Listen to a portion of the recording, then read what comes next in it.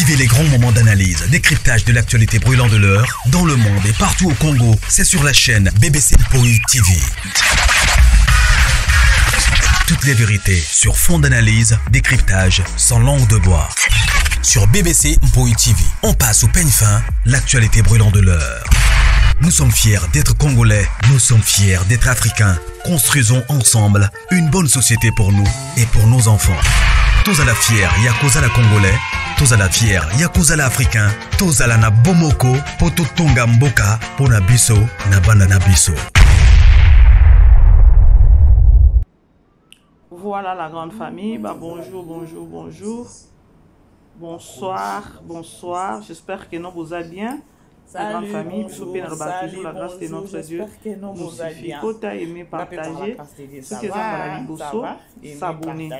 Famille Libota toujours, Bevi Kandi, Poutine de l'écriture, Azukoko. Voilà.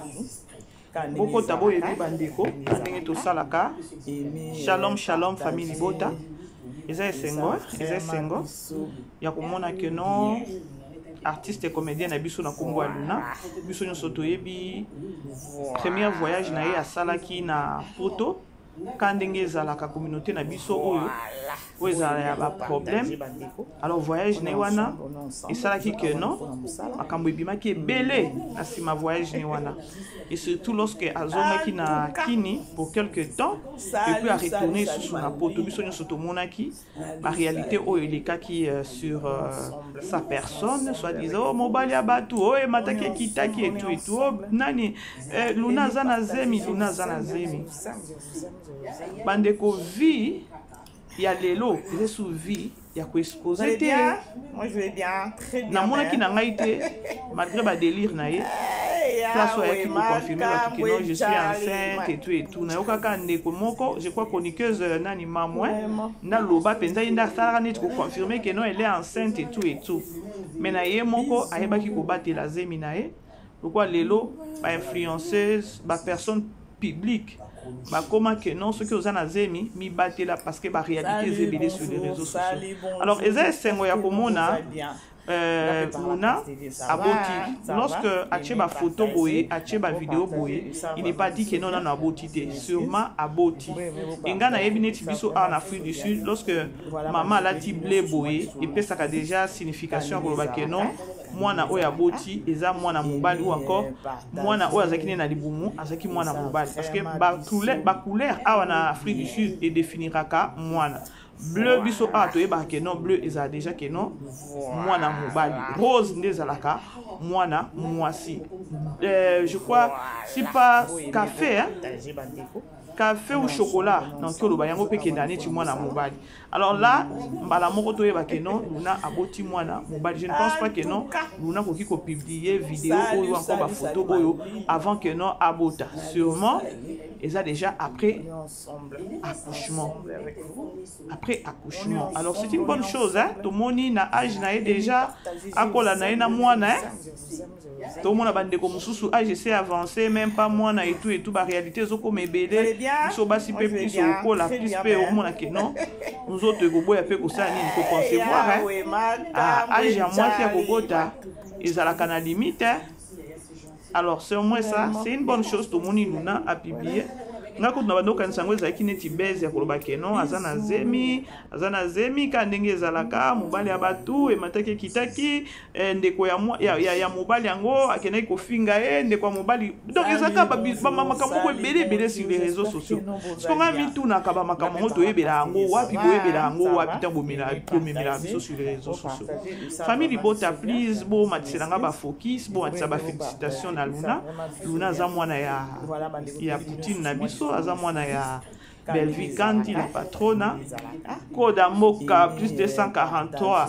Alors bon matisa ba félicitations ba focus c'est ça bien moi na pe ya Ersil Pechanga biso nyonso toyebi ke non Ersil Pechanga déjà na Luna et ke na kitoko makasi na Poutine na biso. Alors bon matisa ba félicitations banini na minitio eza makambo ko ya ko tia mutu na CTO aboti na nani non ba vie privée pe ya mutu er moko to sala ka pe semblant parce que biso pe tozana ba vie privée na biso lorsque abatama lorsque tika pe ko lakisa mobali na été c'est-à-dire que non alingi na ye ko bimisa mobali sur les réseaux sociaux biso pe to utiliser ka pe sagesse ko loba ke non lorsque mutu asali boya o sa makambo en cachette c'est-à-dire que non alingi ba to ba yeba te o biso to comprendre raté sur les réseaux sociaux biso to kenande ko patrouiller ke ne ko yeba botina nani et par après bien moi je et par après très bien mais ndé mabe siko ya communauté congolaise tous ala ka souple la ko comprendre makambo awa ti lelo ndenge aboti mwana 9 mois ya zemi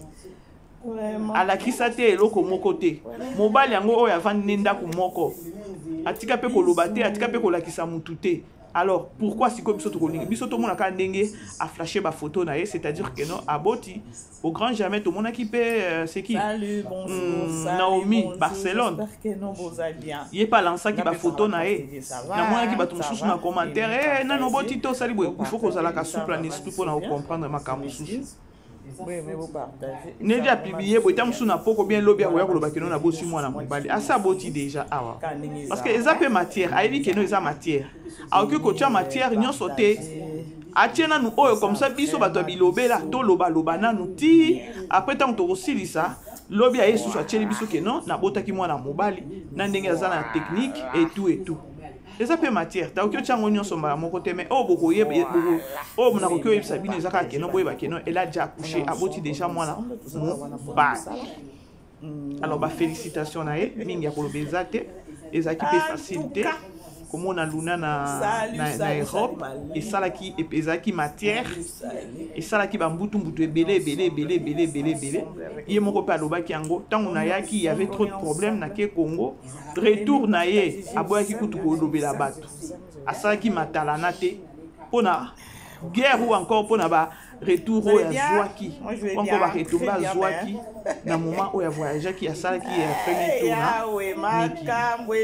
alors moi sinon ça asuka kana robota luna elle est encore jeune aboti nae akola na mwana nae et ça la capé bien et ça la capé bien mais nos artistes pour na conseil ils a bien ndenge bomona ka ba artiste na biso ba artiste ya Nigeria lorsqu'il y a un engagement pour celle qui a procédure tout beau pesa pe batu et sengoana ya ko bata misa to comprendre net nga BBC na comprendre nanga parce que communauté na biso communauté moko ya mabe makasi ya donc communauté moko boyego donc et ko kiata ko boma yo awa après tant we bomi yo lobi ba osa susu batu ya liboso ya ko banda ko compature na famille ya ko banda ko loba bola muna yo mais ba bosani keno ba tiraki yo mama sasia.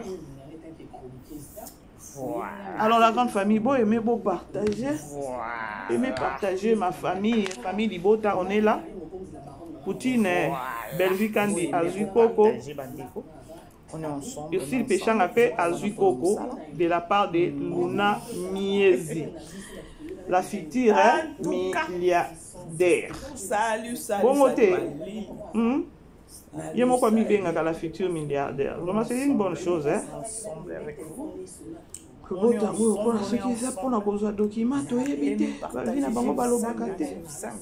Barcelone peut avoir Kobota a flashé jusqu'à présent. Azana nos maman.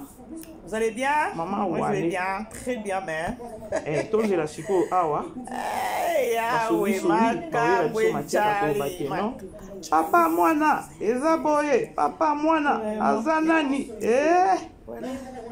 bino. Bisous. Alors bandeko bo aimé famille Libota s'il vous plaît bon matselanga ba j'aime ba focus ba félicitations na mwana ya Poutine mwana ya Ursil Péchanga Luna Miezi. Alors communauté congolaise Hermokoto Dozaka. Il n'est pas dit que non ndenge a kotisi matière boye to ya to bandande ko finga to bandande to ça les des recherches. Il y a place à Zovanda, il y a mwana ya nani Hermoko qui la kanga makamunga na mona sur les réseaux sociaux. Donc congolais to zana mama I don't know. Des jours quand les longues kotiboy, ils ont matière. Bon, c'est la beaucoup mon a chaîne mon sous oyo et comme il me tina photo ya mobile yango ya nan papa moi na peut-être. Donc toza ba spécialiste na ba recherche wana. Ce que toza qui attaque non, toza peuple moko boye spécialité na biso eza que non. Toyeba peut-être ko sanga na biso nyonso tozala bomoko po to sunga mboka na biso. Ngozala bien. Mais toza ba expert. Na recherche ya koluka ba vie ya batu ya koyeba ba vie ya batu ya ko étaler en oubliant que no biso pe tozana ba vie lorsque la personne déjà aza star abombi na vie na e pona nini po communauté na nga eza ya bien te lelo communauté na donc lelo même pas lelo communauté na biso eza communauté moko boye on dirait ya ba sorcier na ba sorcière alors bon s'acharner na moi na te bo pesa ye pis na sens que non aboti mboka mupaya mama te ndeko te ameka kobokola mwana na kimia na Naomi Barcelone awawa azaki na zemi na ye erreur mukeka kasala ki ya poster kaka passeport rouge aye pe a répondre bato qui maman na problème maman na problème il a qui si mutema mabe c'est-à-dire que congolais ceux qui azola qui qui mutema mabe tika na ki mutema mabe asilisa posa na nyonso ce que lobi oya o répondre na ki mutema mabe wana abaloli 9 et comme 6 abandi lisusu makamususu vraiment biso quel est le problème dans makamususu en oubliant que non yo sala qui sorti médiatique oyeko ça oyeko la donc ki mutema mabe ba kaka Naomi Barcelone aya pona ko répondre ka batwana parce que ya loba ki lo monte asali ne vidéo na ye ala ki ce n'est pas passeport rouge na ye ba délire na salaki mais bino boye mutema mabe azui papier ndengeni azui passeport rouge ndengeni bo memi ye likolo bo bandi ko sala ba recherche ti bo kenela ba préfecture na bino congolais mboka mupaya mboka ya temps il faut que ta la air to kimela ka air mais azo se permettre atiki famille na ye atiki peut-être ba musala mususu famille na Congo atiki mais a préféré que na préfecture que ne ko fans out que ne ko yeba moi c'est na zaki document ndingi bota la niveau ya communauté congolaise mboka mupaya mboka moko ya ko perdre temps mais congolais akondima peut-être pour na ki mutema mabe a perdre temps pour na ko fans out ayeba tout le monde qui biso nyonso elekela ki Naomi Barcelone mais lorsque Naomi Barcelone a qui ko répondre et balukela ki na niveau moko sur les réseaux sociaux en oubliant que non bino nde bobandaki ya ça qui a sorti ya ko répondre bino na ko la ki mutema mabe o ezaki moi erreur parce que ça moutonnion sur tout est avant na makam elle du moins ça qui n'a pas courage na ko ya ko répondre na et ça qui que non mitema mabe ba to bimi siko na poisse ndeko moi si azonga poto abatela zemi na ye quite réseaux sociaux kutu lisusu te asilamaki parce que a vivra qui parce que yemo pas bima qui te ko ya ko lobela biso oyo akuta ki na poto tango azonga ki malgré to ka ki que non courrier ya ki yango ne fallait azonga na poto abima te pona ko ya ko relater yango ayebi o alekana nango o esili esala ke no asila mandenge asilami wana nini kindoki mutema mabe donc congolais na mutema mabe donc ko ça ne bras de ferté tika si ça ba posa na nyonso na mutema mabe na ina na point na alors bref, félicitations à Luna, la fille, il y a Poutine Bellevie, artiste Nabiso, il y a famille Libota. Alors congratulations naie. Non mon a eloko to ki ko ça la analyse na ndenge parce que to yeba ki peke non Luna za mobile muto abelisi na poto. To yebi eloko wana malgré ye moko ya ko confirmer ba touté. Vraiment. Famille Libota plus bon match la biso bon match la nga focus bon match la nga félicitations à Luna et ça va bien et l'autre total la 7e et total la 6e épisode na biso ya crime de la noblesse film oyo bandeko je vous dis salut bonjour non salut bonjour j'espère que film moko eza na ba suspense belé ça va film moko donc lobi na vandi tango natali film ya lobi et nani épisode ya lobi 5e épisode bandeko natali na simbi mutu no bisenière moi c'est au belle vie andoki po inspiration oyo azorango wapi botala nanu ba tableau ya ce qui les gars nani Grace Luzolo Donc grâce Luzolo a commis nae mutuya donc chez méchant mutu a commis na rage pour na likamwana bota Léa zoloba mettant moni moko grâce à Télémi botala donc Nathalie est-ce que Belleville a qui inspiration ana ya ko pesa grâce Luzolo tableau wana ndengeni pour grâce Luzolo kenango ki toko moko donc on comprendre té lobi Nathalie film Nathalie na osokola bassin na Seigneur yango inspiration ya Belleville utaka wapi et utaka wapi botala ndenge film na bandeki na ba mitite mapasi moko boye Omar na minute oyo bandeko eteya mabe na biso efutaka maka ana se eteya mutu soki asali yo bolamu zala reconnaissant ou encore reconnaissante tala sikoyo nani Omari aboyi mwasi soi-disant aza na niveau na ete ake kobala chel ake kobala ndumba o ya sololaka na mibali à partir à téléphone na poto ya zala mutu ya réseaux sociaux aso mibali na réseaux sociaux ne Cardozo ne bongo bakutana kina vini bota siko ba inspiration e utaka bande toto sape batu musuko ça va otali Léa munoko makasa linga tia Belleville mal à l'aise pour na grâce mais tant grâce à Koti amoni on dirait grâce à osale mabe donc otali masi ya Léa otali grâce Léa qui mi grâce Luzolo vraiment ça film moko nazo e batene na otoloba vraiment biso et pendant qu'il n'a biso donc ba souci mais makambo komi obaluka makambo komi ko baluka na ngambo ya Omari ba maman wana pe ya di kelemba wana ba yemi kotela na grâce à donc toye baté siko na so baté grâce rôle na ye wana okendango tina suka ou bien a kozwa délivrance ou bien nini parce que ndenge za wana akoma traumatisé pour na liwa maman na ye akoma traumatisé Belleville pe ndenge za wana koki kotiketi c'est ça mukumba na ye fois kende na franchement Fimana non eza na ba suspense belé alors total le 6e épisode to éviter vini déjà za na ba kanda déjà na ba maloba na ye baso ba zora mibali na ba réseaux sociaux eza